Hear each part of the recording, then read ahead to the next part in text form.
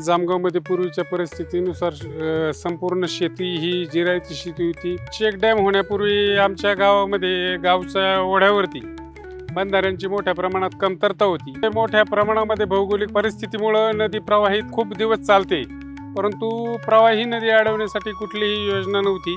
त्यामुळं पाणी जिरण्याचं कुठल्याही प्रकारे काम होत नव्हतं.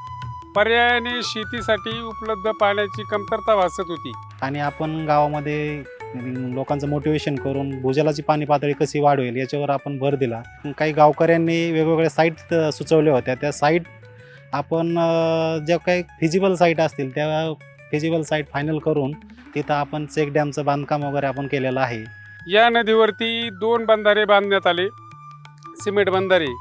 त्याचा फरक असा जाणवला का आजूबाजूच्या भूजलची पातळी आहे शेतजमिनीची भूजल पातळी वाढली गेली. पर्यायाने विहिरींना पाणी उपलब्ध झालं, बोरवेलला पाणी उपलब्ध झालं आणि त्या पाण्यातून शेतकरी नगदी पिकांचं उत्पादन मोठ्या प्रमाणात घ्यायला लागले. याचा परिणाम असा झाला का जास्त दिवस पाणी टिकल्यामुळं शेतकऱ्यांची परिस्थिती हळूहळू सुधारत गेली. 70 ते 80 हेक्टर क्षेत्रांना मोठ्या प्रमाणामध्ये फायदा झाला.